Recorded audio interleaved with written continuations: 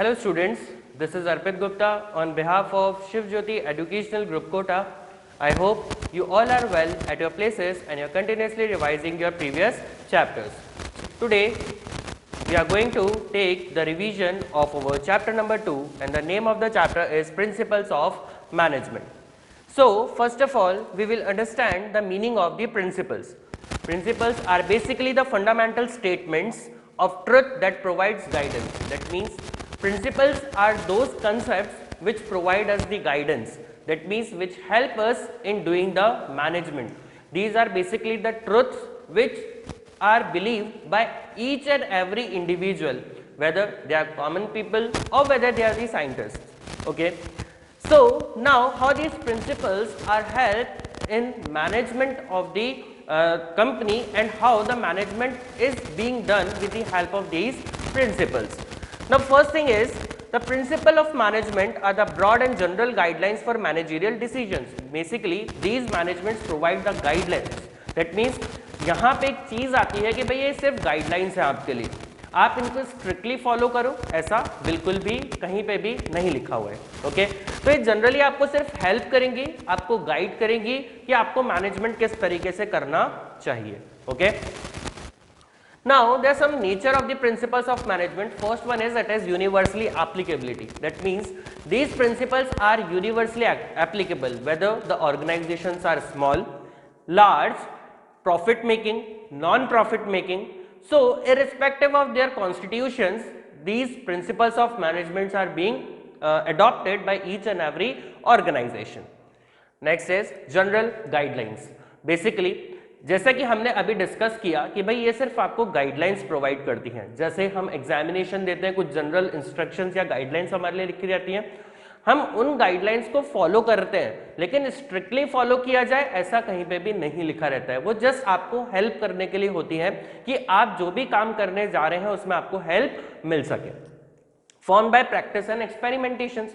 देखिए इस चीज को हम डायरेक्टली कंपेयर करते हैं हमारे मैनेजमेंट एज साइंस के साथ, क्योंकि यहाँ पे जो भी मैनेजमेंट की स्ट्रेटेजी डिसाइड की जा रही है वो एक्सपेरिमेंट बेसिस पे डिसाइड की जा रही है. ठीक है, हमने मैनेजमेंट करके देखा, क्या उसका आउटकम आया.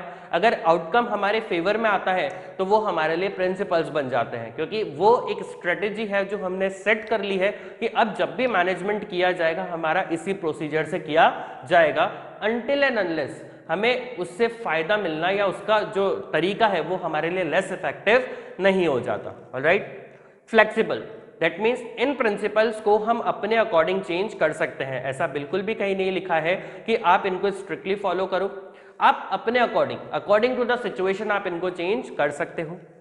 Mainly behavioural. दैट मीन्स यहाँ पे एम्प्लॉयज के बिहेवियर को देखा जाता है, क्योंकि हर पर्सन का काम करने का तरीका, हर पर्सन का नेचर अलग अलग होता है. तो बीइंग अ मैनेजमेंट पहले आपको लोगों के नेचर को समझना होगा. अगर आप उनसे काम करवाना चाहते हो, कई लोग तो बहुत आसानी से काम करने के लिए तैयार हो जाते हैं, लेकिन कई लोगों का बिहेवियर बहुत ज़्यादा रिजिड होता है. तो पहले हमारे लिए ये चीज़ बहुत ज़्यादा इंपॉर्टेंट होती है कि पहले हम उनके बिहेवियर को समझें एंड देन अल्टीमेटली उनसे काम कराने की प्लानिंग करें. Next, cause and effect relationship. That means हम लोग क्या कर रहे हैं और उसका अल्टीमेटली रिजल्ट क्या आ रहा है. इसको हम बहुत अच्छे से समझ सकते हैं हमारे एग्जामिनेशन प्रिपरेशन से. भाई हमने अगर अच्छे से प्रिपरेशन की उसका रिजल्ट अच्छा आएगा, तो इसका मतलब कि भाई जो काम हम कर रहे हैं उसका अल्टीमेटली रिजल्ट क्या निकल कर आ रहा है वो चीज़ हमें यहाँ पे देखनी पड़ेगी, क्योंकि बहुत ज़्यादा इंपॉर्टेंट है इस चीज़ का, क्योंकि हमें ऑब्जेक्टिव्स अचीव करने हैं. तो हम बेसिकली एक्सपेरिमेंट्स कर रहे हैं और एक्सपेरिमेंट्स के रिजल्ट्स देख रहे हैं. Next is contingent. According to the prevailing situations. That means जो सिचुएशन करंटली चल रही है हमारे सामने. देखिए जो प्रिंसिपल्स हम पढ़ते हैं वो प्रिंसिपल्स बहुत पहले के बने हुए हैं. ठीक है, तो उस टाइम क्या सिचुएशन थी और आज क्या सिचुएशन है, दोनों में डिफरेंस आ सकता है.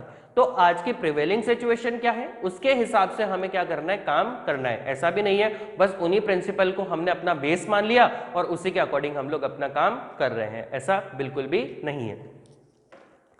Now the significance of principles of management. First one is providing managers useful insight into reality. That means हमें ये चीज देखनी है कि भाई जो चीज हम करने वाले हैं क्या उसे प्रैक्टिकली करना पॉसिबल है या नहीं. अगर मैं आपसे बोलूं कि भाई आपको 120% अचीव करना है एग्जामिनेशन से, तो आप बोलेंगे कि सर ऐसा तो हो ही नहीं सकता, मैक्सिमम 100% होती है। तो आप जो भी गोल्स बना रहे हैं, पहले आप ये चीज देखिए कि क्या उसको अचीव करना पॉसिबल है क्या। अगर है तो क्या हमारी ऑर्गेनाइजेशन उसको अचीव कर सकती है क्या? अगर हाँ, तो आप डेफिनेटली उसके लिए काम कर सकते हैं। Optimum utilization, that means maximum जितनी भी रिसोर्सेज हमारे पास है, चाहे वो लेबर है, चाहे मशीनरीज है, चाहे रॉ मटेरियल है, हमें उनका मैक्सिमम यूटिलाइजेशन करना है। साइंटिफिक डिसीजंस, दैट मीन्स जो भी आप डिसीजन ले रहे हो उसके पीछे कुछ ना कुछ रीजन होना चाहिए, कुछ ना कुछ एक्सपेरिमेंटेशन बेसिस पे आपके पास उस चीज को लेने का प्रूफ होना चाहिए, ठीक है। क्योंकि कोई भी चीज हम ऐसे इंप्लीमेंट कर दें, हो सकता है कई लोगों को चीज समझ में आए, कहीं को नहीं आए। Meeting changing environment requirement, that means जैसे जैसे एनवायरमेंट चेंज हो रहा है, एनवायरमेंट चेंज का मतलब लोगों के टेस्ट एंड प्रेफरेंसेस चेंज हो रहे हैं, गवर्नमेंट की पॉलिसीज चेंज हो रही है, तो जैसे जैसे एनवायरमेंट चेंज हो रहा है वैसे वैसे आपको भी क्या करना पड़ेगा, अपने मैनेजमेंट करने के तरीके को चेंज करना पड़ेगा। Fulfilling social responsibility, that means society के लिए आपकी क्या रेस्पॉन्सिबिलिटी बनती है, जैसे लोगों को एम्प्लॉयमेंट दो, ठीक है, लोगों को सैलरीज एंड वेजेस दो टाइम टू टाइम, ठीक है, उनके लिए प्रॉपर मेडिकल फैसिलिटीज होनी चाहिए। मतलब आप वो सारी एक्टिविटीज में इन्वॉल्व हो गए जिससे कहीं ना कहीं जो आपकी सोसाइटी में लोग रिसाइड कर रहे हैं उनको बेनिफिट हो। Next, management training education and research, that means properly management को ट्रेनिंग प्रोवाइड करो, क्योंकि देखिए अगर उनके पास टेक्निक्स नहीं होंगी लोगों से काम कराने की तो कुछ भी काम पॉसिबल नहीं होगा। तो सबसे पहले मैनेजमेंट के पास ये टेक्निक होनी चाहिए कि भाई जो मेरे नीचे काम कर रहे हैं एम्प्लॉयज, उनसे मैं कैसे बेटर तरीके से काम करवा सकता हूं। Alright, now the main important part of this chapter is the principles of the management given by Henry Fayol. First thing is division of work, that means आपका जो भी काम है उसको आप डिवाइड करो लोगों के बीच में, ठीक है। अगर आप एक ही पर्सन को सारा काम दे दोगे तो वो पर्सन भी बहुत ज्यादा ओवरबर्डन्ड हो जाएगा और अपनी एक्टिविटीज को सही तरीके से परफॉर्म नहीं कर पाएगा। Authority, authority means delegation of power. अगर किसी भी पर्सन को, देखो यहाँ पे अथॉरिटी के साथ एक कंसेप्ट आता है रिस्पॉन्सिबिलिटी। देखिए अथॉरिटी की बात की जाती है जब हम किसी पर्सन को कोई काम करने की पावर दे रहे हैं, तो इसका मतलब क्या हो गया, उसको वो काम करने की रिस्पॉन्सिबिलिटी भी आ गई, राइट। तो यहाँ पे क्या है कि भाई जिस भी पर्सन को पावर दे रहे हो, पावर के साथ साथ उसको वो काम करना पड़ेगा, और अगर नहीं करता है तो अल्टीमेटली वो रिस्पॉन्सिबल रहेगा उस काम को ना परफॉर्म करने के लिए। डिसिप्लिन, डिसिप्लिन का मतलब है ऑर्डर्स को स्ट्रिक्टली फॉलो करना, राइट। जो भी आपके सुपीरियर्स बोल रहे हैं उनको स्ट्रिक्टली फॉलो करो। Unity of command, that means जो भी ऑर्डर मिल रहे हैं, वन बॉस वन सबऑर्डिनेट, ठीक है, जो भी आपको ऑर्डर्स मिल रहे हैं उसमें यूनिटी रहनी चाहिए, बार बार कंपनीज के ऑब्जेक्टिव्स चेंज नहीं होने चाहिए, बार बार कंपनी की प्लानिंग चेंज नहीं होनी चाहिए। अगर ऐसा हुआ तो कंफ्यूजन क्रिएट होगा एम्प्लॉइज के माइंड में और आप कभी भी अपने ऑब्जेक्टिव्स को पूरा नहीं कर पाओगे। Unity of direction, that means सब लोग मिलजुल कर एक ही ऑब्जेक्टिव के लिए काम करें। ऐसा नहीं है हर पर्सन अपने हिसाब से काम कर रहा है, अपने अकॉर्डिंग काम कर रहा है, ऐसा नहीं होना चाहिए, क्योंकि हम जब एक साथ मिलकर काम कर रहे हैं, एक ऑर्गेनाइजेशन फॉर्म में काम कर रहे हैं, तो हमारे काम में क्या होनी चाहिए, यूनिटी होनी चाहिए। हम एक ही डायरेक्शन में काम करें, मिलजुल कर काम करें, जिससे ऑब्जेक्टिव को इजीली अचीव किया जा सके। Interest, that means first one is your order. Order means कि भाई जो भी आपके सुपीरियर्स हैं उन्हीं के ऑर्डर्स आप फॉलो करोगे। आपको पता होना चाहिए कि भाई कौन सा पर्सन मेरे को ऑर्डर देगा, और अल्टीमेटली अगर मेरे को किसी भी तरीके की कोई प्रॉब्लम आ रही है तो मैं किसके साथ डिस्कस कर सकता हूं। स्केलर चेन, स्केलर चेन का मतलब हो गया कि भाई देखो जब ऑर्गेनाइजेशन की बात होती है तो एक फॉर्मल प्रोसीजर होता है बात करने का। मतलब एम्प्लॉय है अपने बॉस से बात करेगा, जो मिडिल लेवल पे बैठा है मिडिल लेवल फिर टॉप लेवल से बात करेगा। तो यहाँ पे क्या होता है कि भाई एक प्रोसीजर होता है जो आपको फॉलो करना पड़ता है अपनी बात टॉप मैनेजमेंट तक पहुंचाने के लिए, क्योंकि टॉप मैनेजमेंट आपका सेंट्रल पार्ट है ऑर्गेनाइजेशन का और उसकी नॉलेज में हर चीजें होनी बहुत ज्यादा कंपलसरी है। लेकिन अगर कोई भी इमरजेंसी की सिचुएशन है तो उस केस में आप क्या कर सकते हो, डायरेक्टली दूसरे डिपार्टमेंट से कम्युनिकेट कर सकते हो, और उसी कंसेप्ट को बोला जाता है गैंग प्लान। सेंट्रलाइजेशन, देखिए सेंट्रलाइजेशन की जब बात होती है तो सेंट्रलाइजेशन बेसिकली फॉलो किया जाता है नई ऑर्गेनाइजेशन में। यहाँ पे सारे डिसीजंस टॉप मैनेजमेंट लेता है और जो मिडिल लेवल है और लोअर लेवल है उसको स्ट्रिक्टली वो ऑर्डर्स फॉलो करने पड़ते हैं। रेम्यूनरेशन, दैट मीन्स उनकी सैलरी एंड वेजेस। जब एम्प्लॉयज से काम करवाओगे तो उनको फेयर सैलरीज फेयर वेजेस भी आपको देनी पड़ेंगी। इंटरेस्ट, दैट मीन्स जिस पर्सन का जो इंटरेस्ट है उसके अकॉर्डिंग काम करवाओ। फाइनेंस वाला बंदा है, उससे मार्केटिंग करवाओगे तो कोई भी रिजल्ट नहीं निकलेगा। तो जो पर्सन है, जिस पर्सन के इंटरेस्ट का काम है, उसी के हिसाब से उसको रिस्पॉन्सिबिलिटी डेलीगेट होनी चाहिए। Equity, that means irrespective to their religion, caste, कोई भी ऐसे पर्सन के बीच में डिस्क्रिमिनेशन नहीं होना चाहिए, ठीक है। अगर डिस्क्रिमिनेशन करोगे तो क्या होगा कि भाई कुछ लोग तो आपके फेवर में हो जाएंगे और कुछ लोग आपके अपोजिट में हो जाएंगे, और अगर ऐसा हुआ तो डिस्प्यूट्स होना ऑब्वियस सी बात है। स्टेबिलिटी, मतलब आपको ऑर्गेनाइजेशन में स्टेबिलिटी मेंटेन करनी है, डिस्प्यूट्स खत्म करने हैं, अगर कोई प्रॉब्लम आ रही है उसका रेजोल्यूशन निकालना है, आपको ऑर्गेनाइजेशन को स्मूथ गोइंग कन्वर्ट करना है, राइट। इनिशिएटिव, एम्प्लॉयज को प्रमोट करो स्टेप्स लेने के लिए। भाई ऐसा नहीं है वो बिल्कुल रोबोट बन के रह जाए, आपके ऑर्डर्स को फॉलो करें और उतना ही काम करें। उनके अंदर ऐसी फीलिंग होनी चाहिए, गट फीलिंग आनी चाहिए कि भाई नहीं, हमें भी कुछ ना कुछ एक्स्ट्रा करके देना ऑर्गेनाइजेशन को, नए स्टेप्स लेने ऑर्गेनाइजेशन में, ताकि कुछ बेनिफिट भी हो। और इन स्टेप्स के लिए उनको मोटिवेट करो कि भाई अगर अच्छा रिजल्ट आता है हम आपको प्रमोट करेंगे, आप बिना किसी टेंशन के स्टेप लीजिए। अगर कुछ गलती होती है, कुछ प्रॉब्लम आती है, तो हम उसके सॉल्यूशन के लिए आपके पास है। Spirit D corps, that means जो मैनेजमेंट है उसको आई की जगह वी पे वर्क करना चाहिए। अभी आई एंड वी क्या है? दैट मीन्स मैनेजमेंट को कभी ये नहीं सोचना चाहिए कि भाई मैं सारा काम कर सकता हूँ, मेरे को एम्प्लॉयज की जरूरत नहीं है, मैं अपने लेवल पे सारी चीजों को हैंडल कर पा सकता हूँ या कर पा सकती हूँ, ठीक है। क्योंकि जब ऑर्गेनाइजेशन है, हर किसी को एक दूसरे की जरूरत पड़ेगी, कोई एक पर्सन पूरी ऑर्गेनाइजेशन को चला पाए ऐसा पॉसिबल नहीं होता है, right. Next is difference between unity of command and unity of direction. जैसा हमने समझा कि भाई अगर यूनिटी ऑफ कमांड की बात होती है तो यहाँ पे क्या हो रहा है, subordinate should receive the order and instruction from one boss, मतलब one subordinate and one boss. यहाँ पे क्या होना चाहिए, जो ऑब्जेक्टिव है वो हमेशा सेम रहने चाहिए। नेचर की बात करें, it is related to the functioning of personnel and it is related with the whole organization, क्योंकि जब सब लोग अलग अलग डायरेक्शंस पे काम करेंगे तो यहाँ पे क्या होने लग जाएगा, ऑब्जेक्टिव्स अचीव नहीं किए जा सकेंगे।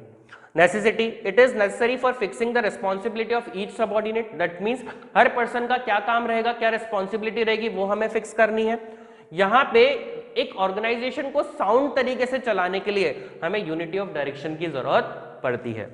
एडवांटेज क्या है, यहाँ पे कॉन्फ्लिक्ट्स खत्म होंगे, क्योंकि जब एक ही ऑर्डर मिल रहा है, एक ही बॉस है, तो कंफ्यूजन जैसी कोई बात होगी ही नहीं, तो हमेशा कॉन्फ्लिक्ट्स अवॉइड किए जा सकते हैं। और यहाँ पे डुप्लीकेशन ऑफ एफर्ट्स को खत्म किया जाता है, क्योंकि जब एम्प्लॉयज अपने हिसाब से काम नहीं करेंगे, हमारे ऑर्डर्स को फॉलो करके काम करेंगे, तो बिल्कुल एग्जैक्ट काम होगा, जैसा हम काम उनसे करवाना चाहते हैं वैसा ही काम वो करके हमें देने वाले हैं। रिजल्ट, यहाँ पे better superior and subordinate relationship होता है, क्योंकि उसको पता है मुझे किसके साथ चीजें डिस्कस करनी है, और सुपीरियर को पता है कि भाई मुझे किस पर्सन को ऑर्डर्स देने हैं। लेकिन जब यूनिटी ऑफ डायरेक्शन की बात आती है तो ये स्मूथ रनिंग के लिए बहुत ज्यादा जरूरी हो जाती है, क्योंकि जब सब लोग एक साथ काम करते हैं तो ऑब्जेक्टिव्स को बहुत इफेक्टिवली एंड एफिशिएंटली अचीव किया जा सकता है। Okay, next is principles of scientific management, जो हमें नेक्स्ट पढ़ने हैं। Science is not the rule of thumb. इसका मतलब क्या है कि भाई जो प्रिंसिपल्स दिए हुए हैं ना, वो आपको स्ट्रिक्टली फॉलो नहीं करने। यहाँ पे भी वही चीज बोली गई है कि भाई आप प्रिंसिपल्स को अपने हिसाब से मोल्ड कर सकते हो, अपने हिसाब से ऑल्टर या उसमें चेंजेस कर सकते हो। हार्मनी नॉट डिस्कॉर्ड, इसका मतलब सब लोगों के बीच में हार्मनी होनी चाहिए, सब लोग एक दूसरे को समझें और समझ के अपना काम करें। देखो हर पर्सन की हमें जरूरत पड़ती है, हर पर्सन की कहीं ना कहीं हमें रिक्वायरमेंट पड़ेगी। जो हमारे सुपीरियर्स हैं उनकी हमें रिक्वायरमेंट पड़ सकती है, जो हमारे कलीग्स हैं उनकी रिक्वायरमेंट पड़ सकती है। तो ऐसा मत समझो कि भाई मैं खुद से सारा काम कर लूंगा, सब लोगों के साथ मिलजुल के रहो। कॉपरेशन नॉट इंडिविजुअल, इसका मतलब ये होता है कि भाई एक इंडिविजुअल पर्सन खुद से कोई भी एक्टिविटीज परफॉर्म नहीं कर सकता। अगर एक पर्सन सोचे मैं सेल्स का काम भी कर लूंगा, मैं परचेज का भी कर लूंगा, फाइनेंस का भी कर लूंगा, मार्केटिंग भी कर लूंगा, तो ऐसा पॉसिबल नहीं होगा। अल्टीमेटली रिजल्ट क्या होगा, वो कुछ भी काम नहीं कर पाएगा। Development of each and every person to his greatest efficiency and prosperity, that means हर पर्सन को उसके मैक्सिमम लेवल तक या उसकी मैक्सिमम कैपेसिटी तक ट्रेन कर दो, ताकि वो अपना 100% दे पाए।